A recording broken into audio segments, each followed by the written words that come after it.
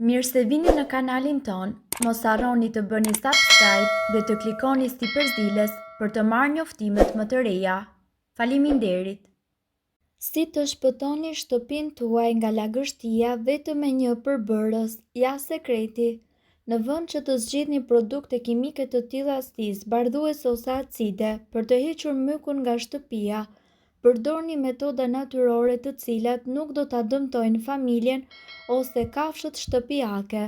Myku mund të jetë i rrezikshëm për shëndetin tuaj edhe nëse nuk jeni alergjik.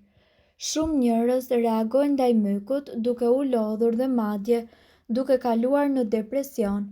Për më tepër, myku ndikon edhe në shfaqjen e alergjive, infeksioneve në sinusë dhe acarim të lëkurës. Ja çfarë produkte mund t'ju vinë në ndihmë në raste të tilla. Peroksid hidrogjeni. Spruconi peroksid hidrogjeni mbi zonën e mykur. Lëreni për 10 minuta, më pas pastroheni me një leckë të lagur duke e fërkuar fort. Një tjetër alternativë është që të përdorni peroksid hidrogjeni, sodë buke dhe uthull dhe mbajeni shishen e peroksidit të hidrogjenit në një zonë të errët, sepse drita do të ulë cilësinë e tij. Uthull. Hidhni uthull në një shishe dhe spërkatni zonën e mykur. Gjithashtu mund ta holloni uthullin me ujë për të minimizuar aromën e fortë, por në fakt varianti i parë është më i mirë. Lëreni për disa orë dhe pastaj pastroni zonën me një furçë. Sipas studimeve, uthulla e bardhë eliminon 82% të mykut duke përfshirë viruset dhe bakteret. Të shpëtojmë nga lagështia në shtëpi me këtë produkt super të lirë. Problemet me lagështirën munden që të kthehen në një makth të vërtetë, sidomos nëse formohen në zona të ndryshme të shtëpisë. Lagështira nga jashtë futet brenda duke ndikuar të gjithë ambientin brenda shtëpisë dhe shëndetin tuaj.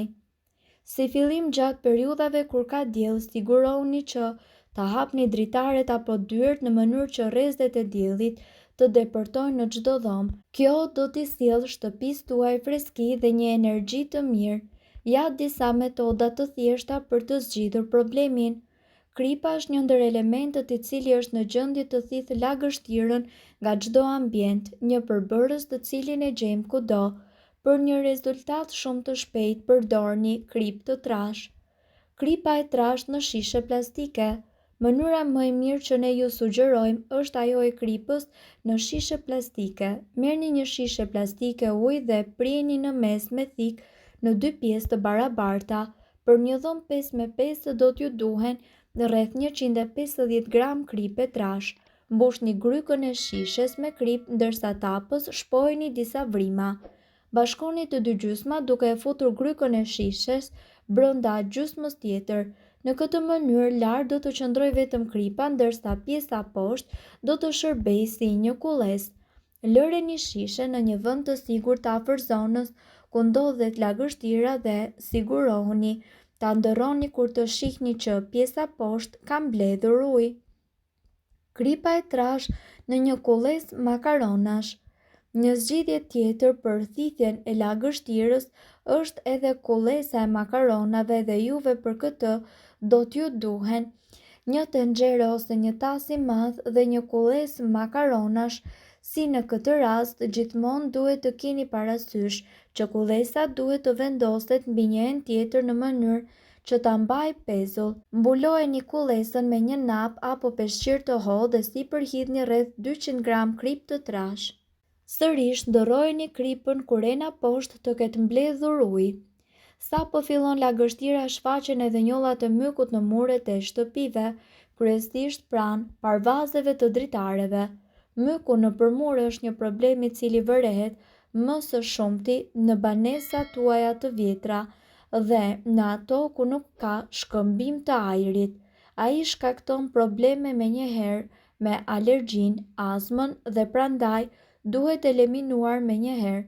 Kur troket myku në shtëpi, duket si një problem i cili nuk ka një zgjidhje natyrale, por nuk është as pak kështu.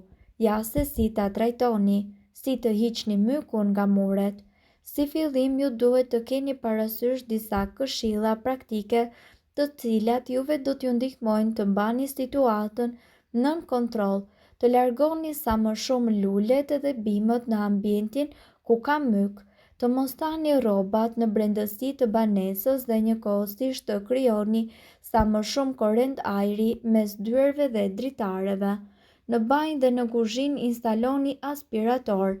Nëse zgjidhni që të lyeni muret, atëherë blini një bojë antimyk e cila lejon që muret të marrin frymë dhe njëkohësisht të limiton edhe shfaqjen e mykut.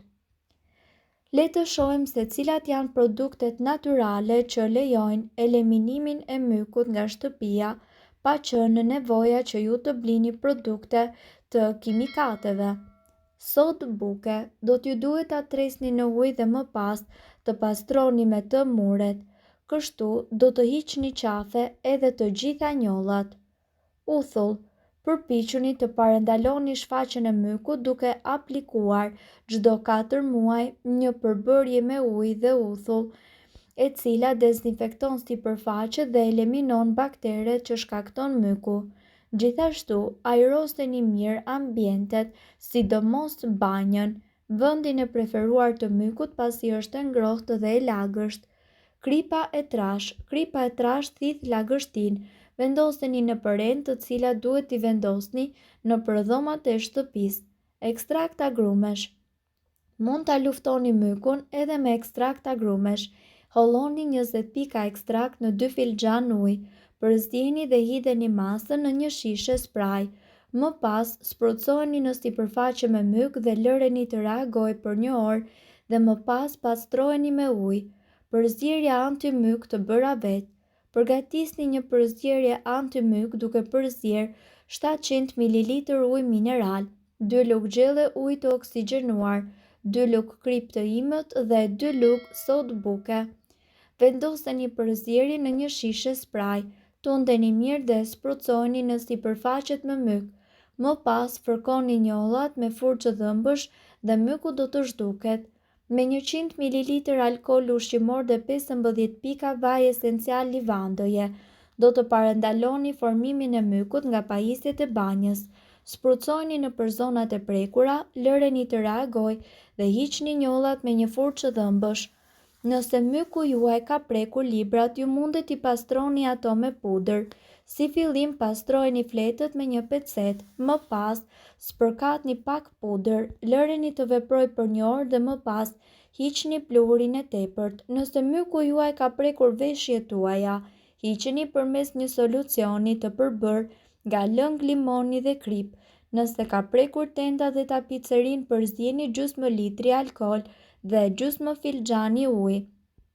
Zhysni një leckë aty dhe fërkoni pëlhurat të cilat duhet të pastrohen.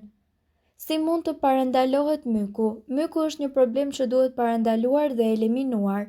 Rrjedhjet nëpër tuba, lavaman apo dritare shkaktojnë një akumulim të rrezikshëm të ujit, dhe nëse ky i fundit akumulohet në vende të cilat arrihen me vështirësi ose janë fushpamjes tuaj, atëherë në atë vend do të lulëzojë myku. Ajrosja e hapësirave të brendshme dhe tharja është thelbësore për parandalimin e mykut. Kjo është dyfish më e rëndësishme për zonën e tualetit kur ju bëni dush, në kuzhinë ku gatuani dhe gjithashtu në përdorimin e lavatriçes ose larzëve të enëve. Kujdes me izolimin. Pllaka dhe tubacionet duhet të kenë një izolim të mirë që të parandalohet rrjedhja dhe lagështia në zonën e banjës, dushit apo lavamanëve. Mirë po duhet të dini, informacionet në këtë video kanë për qëllim të plotësojnë dhe të mos zëvendësojnë këshillat e mjekut tuaj dhe nuk kanë për qëllim të mbulojnë të gjitha përdorimet e mundshme, masat paraprake, ndërveprimet ose efektet negative. Informacionet në këtë video mund të mos i përshtaten rrethanave tuaja shëndetësore, prandaj para përdorimit konsultohuni me mjekun tuaj. Nëse ndonjë prej këtyre përbërësve ju shkakton alergji, e mira është që të mos i përdorni këto receta të mjekësisë alternative. Nëse doni të dëgjoni video tona që ne postojmë çdo ditë, Kliko subscribe, ju ftojmë gjithashtu të bëni like në video tona nëse i keni dëgjuar dhe pëlqyer ato. Faleminderit që e pat videon ton. Shpërndajni këtë video në profilin tuaj në mënyrë që të informohen edhe shokët tuaj. Faleminderit.